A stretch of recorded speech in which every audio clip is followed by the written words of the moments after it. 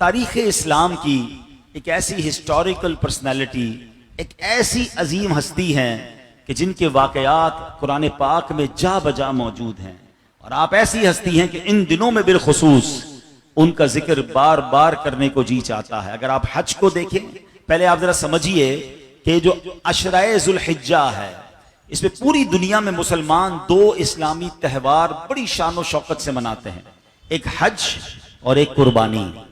لاکھوں مسلمان، پونے 200 ملکوں سے بتایا جاتا ہے، تقریباً 180-90 ملکوں سے لوگ مکے پہنچتے ہیں حج کرنے کے لیے، اور پھر دوسرا کروڑوں مسلمان جو ہے وہ قربانی کرتے ہیں۔ ان دونوں اسلامی فریضوں میں، ان دونوں اسلامک جو تہوار ہیں، اگر ہم اس کو غور سے دیکھیں تو ان دونوں میں ایک ہستی کا نام بار بار کانوں میں گونجتا ہے، بار بار ان کا ذکر آتا ہے، اور وہ کوئی اور نہیں، وہ خلیل اللہ حضرت ابراہیم علیہ نبینا علیہ الصلوۃ والسلام ہے۔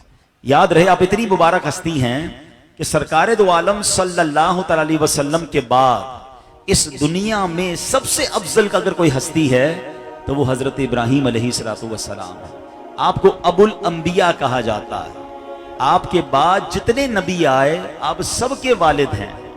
4 بڑی آسمانی کتابوں میں آپ کا ذکر موجود ہے، بلکہ چاروں مذاہب میں جو 4 آسمانی کتابوں کے جو مذاہب تھے، ان چاروں میں آپ کا ادب بھی ہے، آپ کی پیروی بھی ہے، اس قدر آپ کا بڑا مقام ہے۔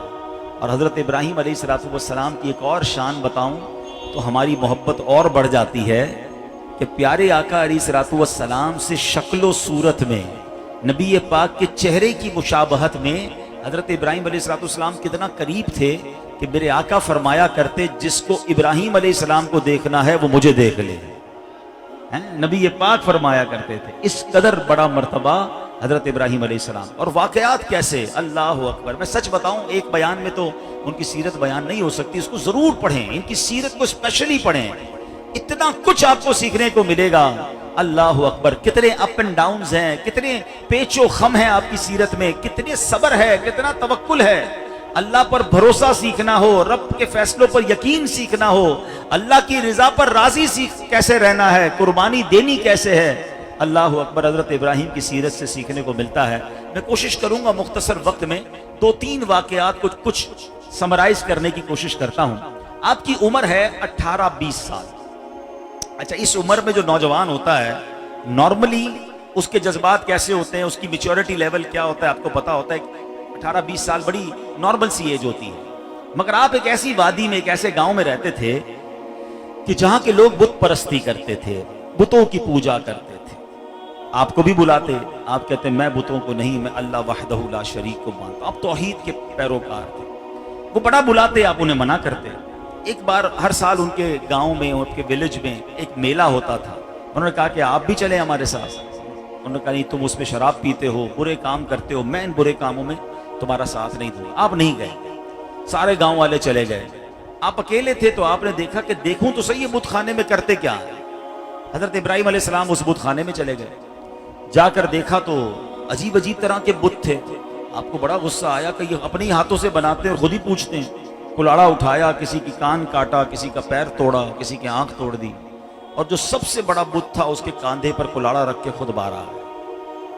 اب وہ لوگ جب واپس آئے تو اپنے بت خانے میں گئے تو بڑے غیظ و غضب میں کہ ہمارے ان خداؤں کو کس نے توڑ دیا؟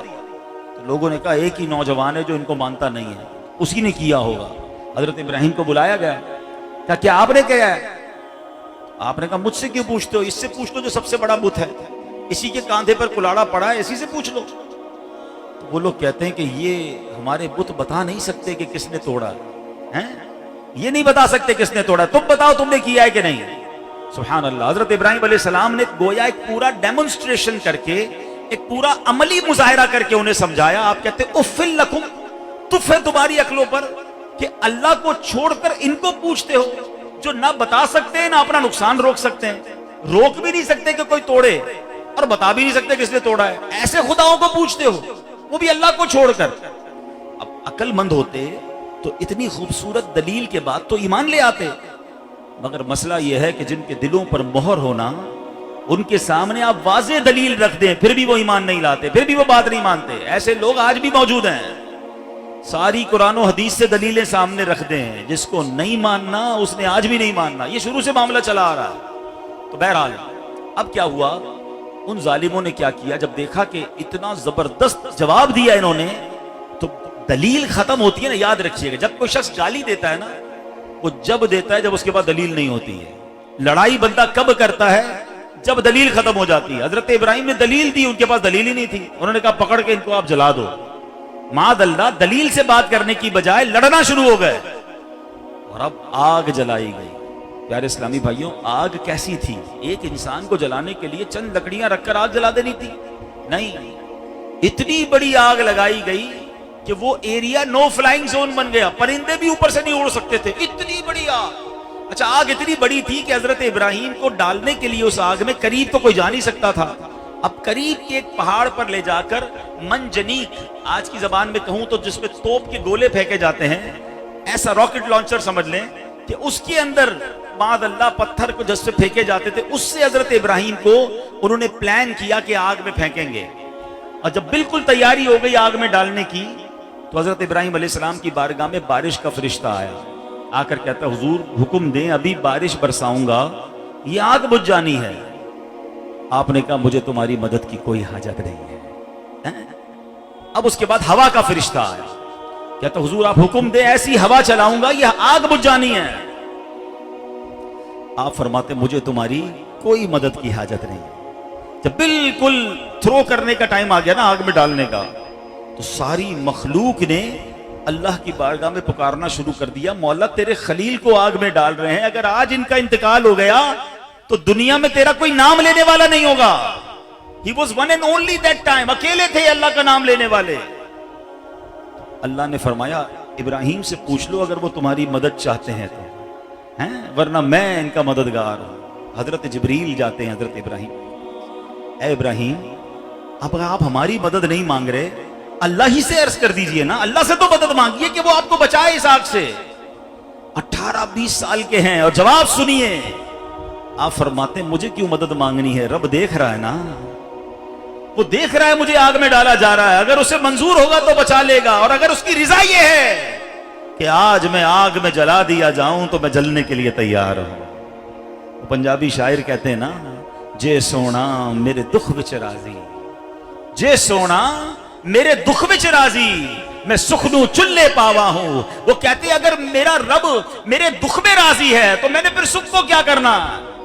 حضرت ابراہیم کی یہ ادا بہت کچھ سکھا رہی ہے۔ اگر رب کی طرف سے یہ منظور ہے کہ ہمیں آزمائش میں ڈالا جائے، ہمیں تکلیف میں ڈالا جائے، تو بندے کا کمال یہ ہے کہ رب کی اس رضا پر بھی راضی رہے کہ جس رب نے سکھ کے دن دکھائے ہیں، اگر کچھ دن آزمائش کے آئے ہیں، ارے چھاؤں کے بعد تھوڑی دھوپ آئی ہے، تندرستی کے بعد تھوڑی بیماری آئی ہے، تو کمال کا بندہ وہ ہے جو رب کی رضا پر راضی رہے کہ یا اللہ تیرے سکھ کے دن پر بھی راضی رہا، اب تیری طرف سے آزمائش آئی تو اس پر بھی راضی۔ حضرت ابراہیم نے رب سے نہیں کہا کہ اللہ بچا لے، اب جب انہوں نے کہا نا رب دیکھ رہا ہے، میرا رب کارساز ہے، تو سبحان اللہ ڈائریکٹلی رب العالمین آگ کو حکم دیتا ہے، اور وہ قرآن میں موجود ہے، قلنا یا نار کونی بردا وسلاما علی ابراہیم، اے آگ حضرت ابراہیم پر سلامتی والی اور ٹھنڈی والی ہو جا۔ علماء بیٹھے ہیں، بڑی ڈیبیٹ کی ہے مفسرین نے، اگر صرف یہ فرمایا جاتا کہ ٹھنڈی ہو جا تو کہیں اتنی ٹھنڈی نہ ہو جاتی کہ حضرت ابراہیم کو تکلیف پہنچتی، سردی بھی تو تکلیف دیتی ہے، گرمی بھی تکلیف دیتی ہے، صرف ٹھنڈی نہ فرمایا، فرمایا ٹھنڈی اور سلامتی والی ہو جا، آگ میں پھینک دیا گیا۔ مجھے بتاؤ نا آگ کا کام کیا ہے؟ آگ کیا کرتی ہے؟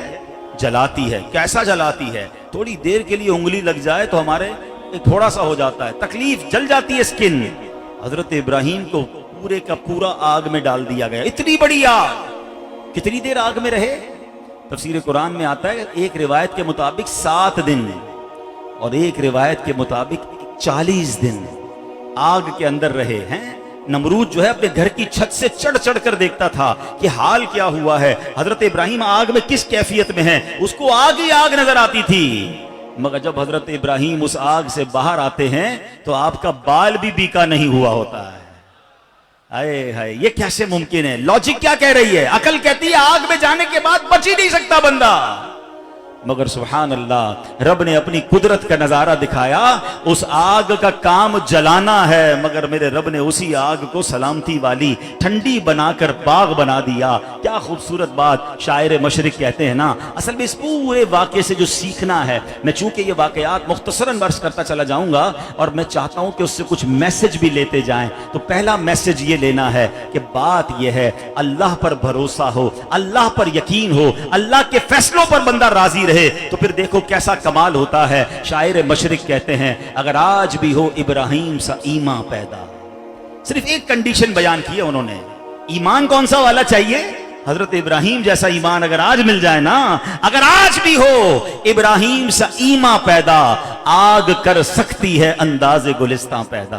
आज भी तुम्हारी आग बाग बन जाएगी। अगर आप गमों की आग में हैं, आप बीमारियों की आग में हैं, आप परेशानियों की आग में हैं, बस हजरत इब्राहिम जैसा अल्लाह पर भरोसा ले आओ, अल्लाह इसी बाग को आग बना देगा। सुभान अल्लाह, ये बात सीखने को मिली। हम बहुत सारी चीजें लॉजिक से सोचते हैं, बहुत सारी चीजें अकल से सोचते हैं। नहीं जनाब, हर फैसला अकल से नहीं होता, हर फैसला दिमाग से नहीं होता। अरे अकल तो कहती थी ए इब्राहिम आग में जाओगे तो जल जाओगे, मगर सुभान अल्लाह इश्क ने क्या फैसला किया। क्या खूबसूरत शेर कहते हैं शायर मशरिक, बेखतर कूद पड़ा आतिशे नमरूद में इश्क। ये जो छलांग लगाई गई ना, ये इश्क की तरफ से थी, अकल की तरफ से नहीं। बेखतर कूद पड़ा आतिशे नमरूद में इश्क। अकल थी महवे तमाशाए लबे बाम, अभी अकल तो अभी सोच ही रही थी, इश्क ने काम कर दिया।